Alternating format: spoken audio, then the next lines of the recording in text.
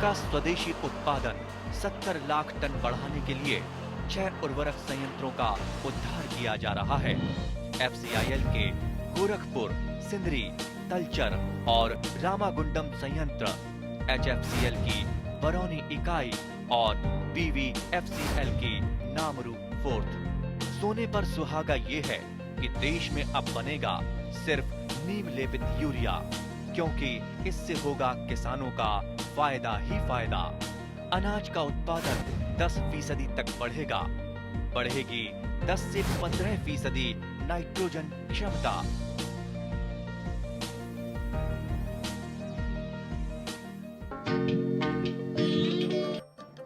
ৰবি শস্যৰ বতৰ বুলিলে তাৎক্ষণিকভাৱে মনলৈ আহে সৰিয়হ, মচুৰ, মটৰ, মাটিমাহ, আলু আৰু ভিন্ন প্ৰকাৰৰ শাক-পাচলিৰ কথা। জুলাই আৰু আগষ্ট মাহৰ ভিতৰত অসমৰ বিশেষ কিছু নিৰ্বাচিত অঞ্চল সামৰি কৰা হয় তিল আৰু মাটিমাহৰ খেতি। বিভিন্ন ধৰণৰ তৈলজাতীয় শস্যৰ ভিতৰত তিলৰ বজাৰ চাহিদা যথেষ্ট। অসমৰ কৃষকসকলে শালি ধানৰ খেতি কৰিব নোৱাৰা বানমুক্ত অঞ্চলসমূহত বিস্তৃতভাৱে কৰা দেখা যায় তিলৰ খেতি।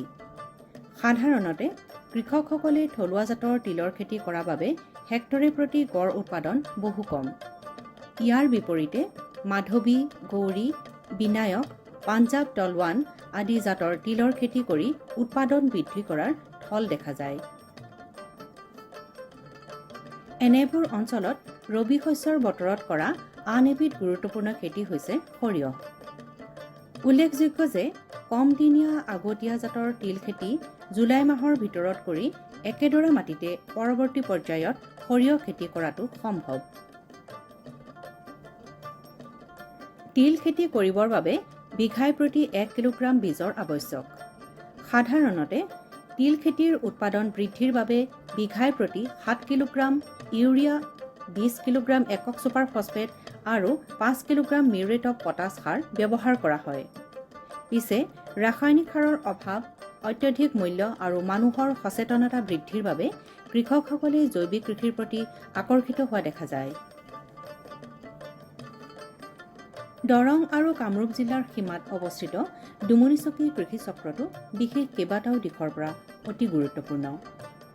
সকলো প্ৰকাৰৰ কৃষিৰ উপযোগী এই কৃষি চক্ৰটোত শালি ধান খেতিৰ উপৰিও বিস্তৃত অঞ্চল সামৰি কৰা হয় বড়ো ধানৰ খেতি। নদী কাষৰীয়া অঞ্চলসমূহ শাক-পাচলি খেতিৰ বাবে যিদৰে উপযোগী, একেদৰে এইবোৰ অঞ্চল সমগ্ৰ ৰবি শস্যৰ বতৰজুৰি পৰিপূৰ্ণ হৈ থাকে মাটিমাহ, তিল, আলু, মাকৈ, মচুৰ আদি খেতিৰে। আন আন অঞ্চলতকৈ এই অঞ্চলসমূহৰ এক উল্লেখযোগ্য বৈশিষ্ট্য হৈছে খাৰিফ আৰু ৰবি শস্যৰ মাজৰ চোৱাত কৰা তিলৰ খেতি। তিল খেতি সম্পৰ্কে স্থানীয় কৃষি উন্নয়ন বিষয়া অঞ্জন বৰুৱাই এনেদৰে কয়। যিটো চাৰ্কুলৰ মই কৃষি উন্নয়ন বিষয়া, এই চাৰ্কুলটো কৃষিৰ কাৰণে বিখ্যাত বুলি ক'লেও ভুল কোৱা নহ'ব। আটাইকেইটা চিপাদাৰ আমাৰ সমষ্টিৰ ভিতৰত ডুমুৰিচকী চাৰ্কুলতেই যথেষ্ট খেতি বাতিত আগবঢ়া। আৰু ইয়াততো খালী খেতিটো আমাৰ পৰম্পৰাগত আছেই, তাৰোপৰি আমাৰ বিভিন্ন অঞ্চলত আমাৰ বড়ো ধানৰ খেতি হৈছে আৰু ৰবি শস্যৰ ওপৰত ইয়াত যথেষ্ট গুৰুত্ব হৈছে। তাৰ লগে লগে আমাৰ বৰ্তমান মুখ্যমন্ত্ৰীৰ এক প্ৰজেক্টটো ইয়াত চিপাদাৰত চলিবলৈ লৈছে। গতিকে ৰবি শস্যৰ ওপৰত যথেষ্ট গুৰুত্ব আগৰ পৰাই দি আছিলে, কিন্তু এতিয়া নতুনকৈ এটা ৰবি শস্যৰ বিপ্লৱ অহা যেন অনুভৱ হৈছে। ৰবি শস্য বিভিন্ন আমাৰ শাক পাচলিখিনিতো আছেই, তাৰ উপৰি আমাৰ এতিয়া মাটিমাহৰ যথেষ্ট মই দেখিছোঁ অঞ্চলটোত গুৰুত্ব দিছে। তাৰপৰি তিল, আমাৰ যিটো একেবাৰে থলুৱা খেতি বুলি ক'লেও আমি ভুল কোৱা নহ'ব তিল, কাৰণ আমাৰ বিহুৱে সংক্ৰান্তি আমাৰ তিলৰ ব্যৱহাৰ আমি সকলোৱে জানো। আৰু এইটো বৰ আমি দেখিছোঁ যে বৃহৎ অঞ্চলত তিলৰ খেতি কৰিছে আমাৰ এই অঞ্চলৰ ডুমুৰিচকী চাৰ্কুলৰ খেতিয়কসকলে। গতিকে এটা আমাৰ শুভ বাৰ্তা বুলি আমি ভাবিছোঁ। আৰু অন্যান্য ধৰক তিল, মাটিমাহৰ ওপৰত আৰু তাৰপৰি মাকৈও তেওঁলোকে এতিয়া ব্যৱস্থা কৰিব। আলু এই ভেজিটেবল যিখিনি আমাৰ শাক পাচলি জাতীয় শস্য কিন্তু আছেই আমাৰ, আলুৰ ওপৰত যথেষ্ট গুৰুত্ব দিয়ে তেওঁলোকে। আলু বিচাৰিয়ে আছে আমাৰ খেতিয়কে, এতিয়া কেতিয়া বীজ পাম আমি বা কেনেধৰণে ক'ৰ পৰা আনিব লাগে, আলুৰ ওপৰত তেওঁলোকে যথেষ্টখিনি আমাৰ প্ৰশ্ন আমাক কৰিয়ে আছে। গতিকে মই দেখিছোঁ ৰবি শস্যৰ এখন ভাল এটা ইয়াত উপযোগী এক বাতাবৰণ আছে আমাৰ ৰবি শস্যৰ ওপৰত। আন সমষ্টিত নোপোৱা বা আন কৃষি চক্ৰৰ ক্ষেত্ৰতে নোপোৱা এটা পৰিৱেশ পাইছোঁ যে তিল আৰু মাহৰ খেতিটো হয় যিটো মাহ আমাক যথেষ্ট পৰিমাণে লাগে মাটিমাহৰ ইয়াতে ডুমুনচিকি চাৰ্কুলত মাটিমাহৰ কিমান খেতি হয় এইটোতো আমি যদি কওঁ এতিয়া মোৰ চকুৰ আগতেতো তেওঁলোকে এতিয়া 1000 বিঘাটো মই চকুৰ আগতে আমাৰ দেখিছোঁ তাৰমানে 1000 বিঘা মানে মাটিমাহৰ খেতি কৰিছে ঠিক তেনেদৰে আমাৰ তিলো তেনেকৈ 1000 বিঘামান মাটি তেওঁলোকে গতিকে এতিয়া তিল খেতি সম্পৰ্কত কওকচোন তিলৰ তেওঁলোকে কি জাত কৰে তেওঁলোকেতো লোকেল জাতটোৱে কৰে আৰু কি জাত কৰিব লাগে উন্নত জাত কৰিব লাগে আমাৰ গৌৰী ভিনায়ক এনেকৈ আছে কিন্তু আমাৰ থলুৱাভাৱে যিটো আমাৰ আছে তেওঁলোকে সেই জাতটোৱে প্ৰিফাৰ কৰি আছে কিন্তু আপুনি এই লোকেল জাতৰ পৰা উন্নত জাতলৈ পৰিৱৰ্তন যিটো ৰূপান্তৰ এইটো আপুনি কৰিব চেষ্টা কৰা নাই চেষ্টা কৰিছোঁ মই নিশ্চিতভাৱে মই ইয়াতে এই কৃষি চক্ৰত যোৱা এপ্ৰিলত জইন কৰিছোঁ তাৰ পাছতে মই মানুহৰ মাজত আমাৰ খেতিয়কসকলৰ মাজত সোমাবলৈ যত্ন কৰিছোঁ আৰু তেওঁলোকৰ সঁহাৰি যথেষ্ট ভাল পাইছোঁ মানে কি গৌৰী আৰু বিনায়ক হয় হয় তেনেকৈ পাঞ্জাবো আছে পাঞ্জাব নাম্বাৰ 1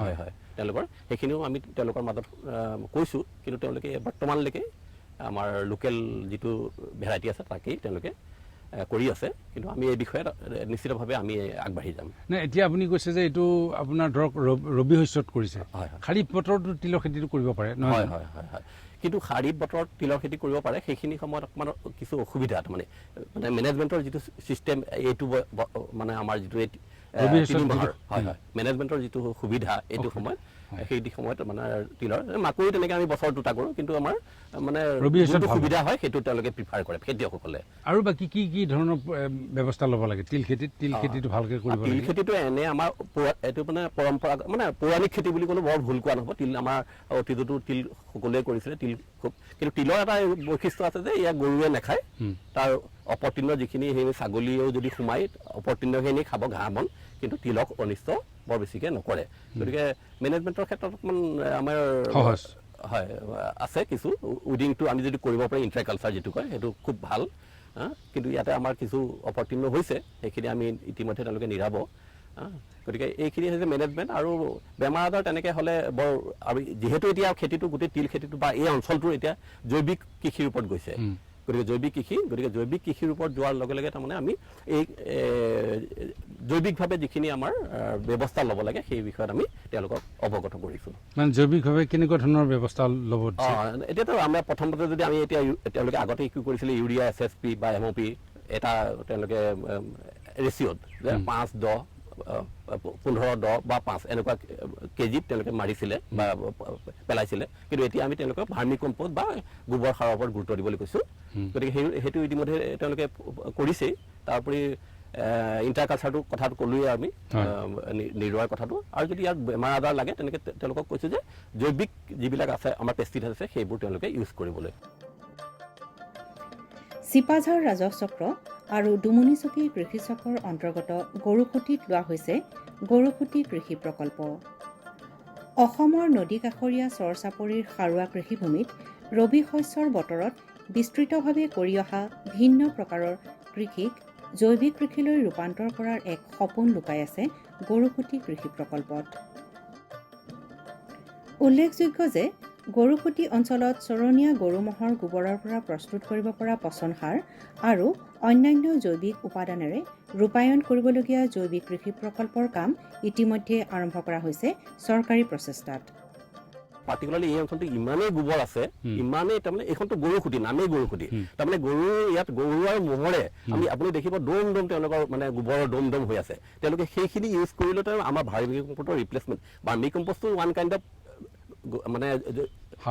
সাৰেই কিন্তু তাৰমানে আমি ভাৰ্মি মানে কেঁচুটো ব্যৱহাৰ কৰিছোঁ কাৰণে সি ৰিফাইণ্ড হৈছে গতিকে আমি যদি গোবৰো ইউজ কৰিব পাৰোঁ ইয়াত গোবৰৰ মানে অভাৱ নাই ইয়াৰ পৰাহে আমাৰ খাৰুপেটীয়া মঙলদৈ এনেকুৱা অঞ্চললৈ ইয়াৰ পৰাহে মানে তাকে গোবৰ সাৰটো যায় সেইটো বেয়া কথা যোৱাটো নহয় হয় বেয়া কথা গতিকে সেইখিনি আমি যদি ইয়াতে কিন্তু আপুনি ক'ব খুজিছে যে যথেষ্ট মানে আমি যদি বাটি দি যাওঁ দেখিমেই আমি মানে যথেষ্ট হিপ বনি আছে মানে এটা হিপ বনি আছে মানে গোবৰৰ গতিকে আমি সেইখিনি তেওঁলোকক ইউজ কৰিবলৈ কৈছোঁ মিষ্টাৰ বৰুৱা আপুনি ইয়াতে পোক পৰুৱা বেমাৰ আজাৰৰ কিবা সমস্যা হ'ব পাৰে নেকি এতিয়া এইটো অঞ্চলত নহ'ব কাৰণ এইটো অঞ্চলত তেনেকুৱা পোক পৰুৱাৰ আমি দেখিছোঁ এই শস্যখিনি খুব ধুনীয়াকৈ বাঢ়ি আহিছে যদিও আমি পোক পৰুৱাৰ কিবা প্ৰব্লেম পাওঁ তেতিয়াহ'লে আমি আজিকালি বায়' পেষ্টিচাইড যথেষ্ট পৰিমাণে আছে গতিকে সেই তেনেকুৱা ধৰণৰ ব্যৱহাৰ নিম বেছ যিবিলাক পেষ্টিচাইড আছে সেইবিলাক ইউজ কৰিবৰ কাৰণে আমি তেওঁলোকক দিহা পৰামৰ্শ দিম।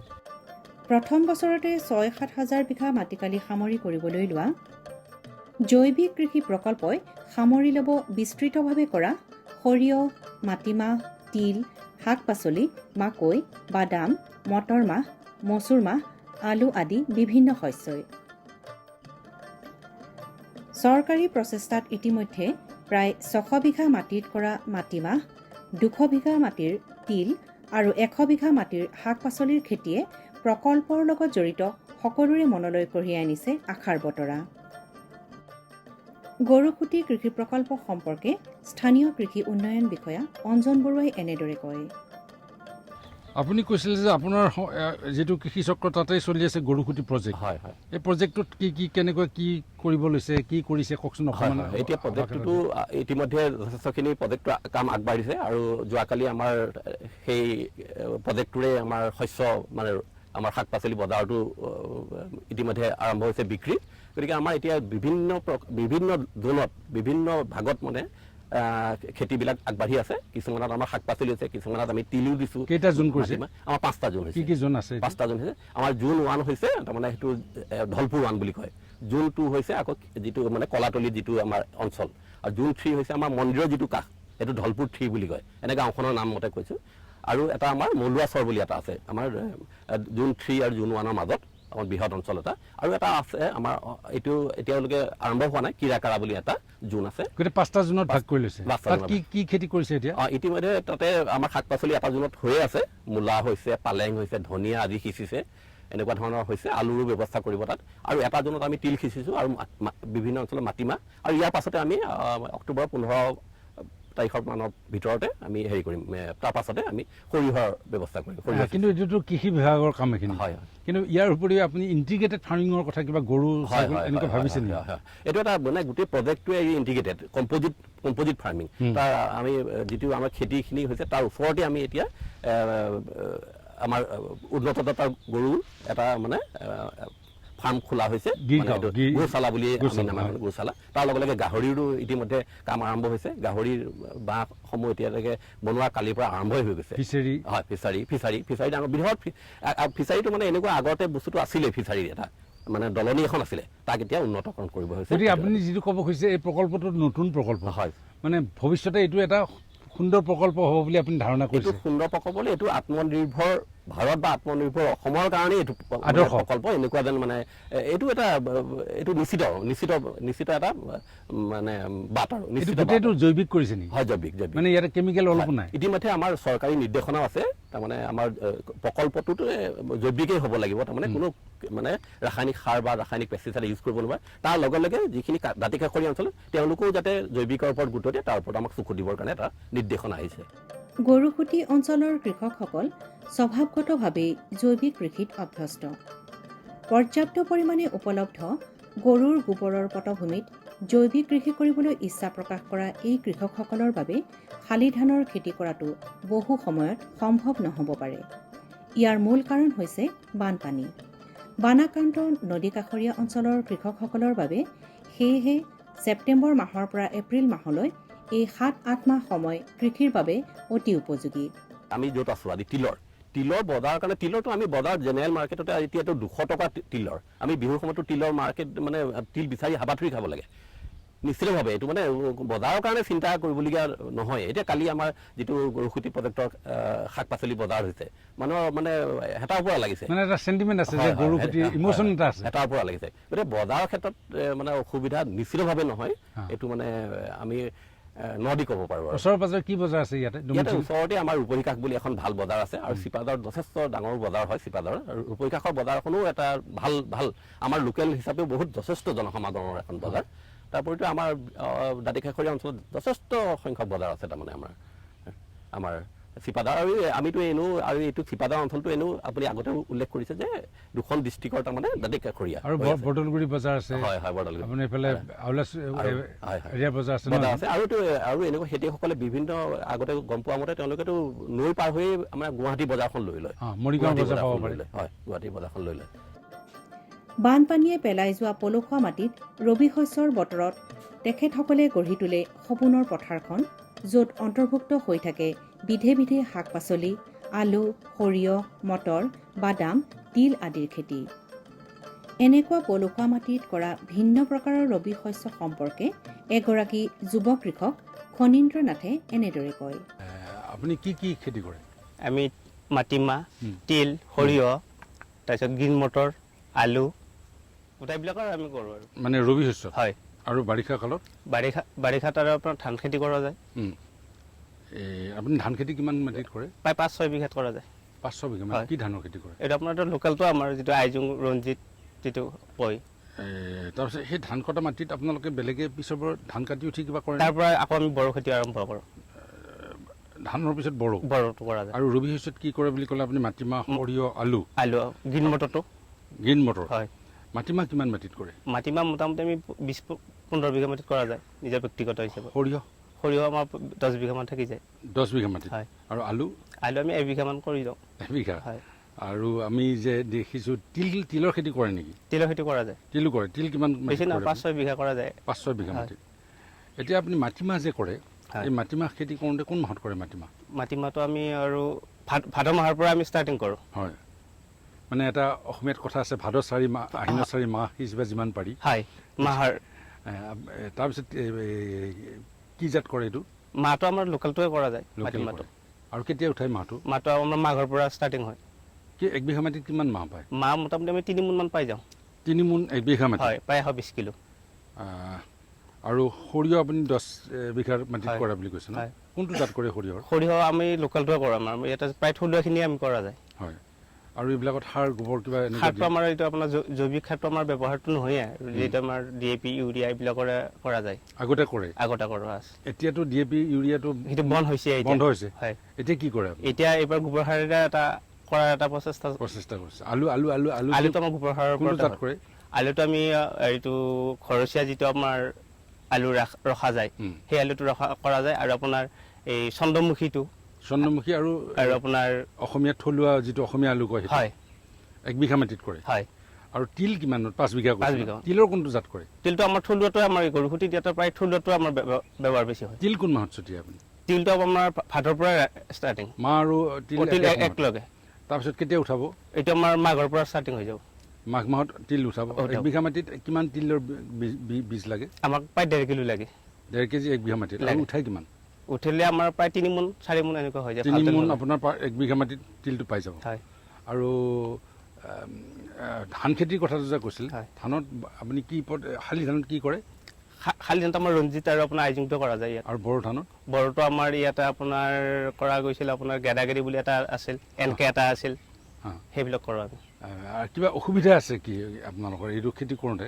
অসুবিধা আমাৰ বেলেগ নাই, ধৰ প্ৰাকৃতিক যদি একো নাহে তেতিয়া আমাৰ একো অসুবিধা একো মানে বানপানীটো। আৰু কেতিয়াবা এইবাৰতো খৰাং হৈছে? এইবাৰ অসুবিধাই নহ'ল। কোনোবাই যদি ব্যক্তিগতভাৱে খেতি কৰিছে, আন কোনোবাই হয়তো গোটৰ মাধ্যমত নতুবা সমবায় ভিত্তিত খেতি কৰি বেছি সুফল পাবলৈ সমৰ্থ হৈছে। নদী কাষৰীয়া পলসুৱা কৃষিভূমিত এটা প্ৰধান সমস্যা হৈছে বেদখলকাৰী। স্থানীয় লোকৰ দুৰ্বলতাৰ সুযোগ লৈ এই বেদখলকাৰীসকলে গঢ়ি তোলা কৃষি ব্যৱস্থাক প্ৰতিহত কৰিবলৈ সমবায় ভিত্তিত কৰা কৃষিৰ বাহিৰে যেন নাই আন একো গত্যন্তৰ। তাৰেই প্ৰতিফলন দেখা গ'ল গৰুখুটিত। কিয়নো স্থানীয় যুৱকসকলে এই অঞ্চলৰ বালিচহীয়া পলসুৱা মাটিত খেতি কৰিবলৈ গঢ়ি তুলিছে কেইবাখনো সমবায়। এইসকল যুৱক যুৱতীক উৎসাহিত কৰিবৰ বাবেই যেন গঢ়ি তোলা হৈছে গৰুখুটি কৃষি প্ৰকল্প।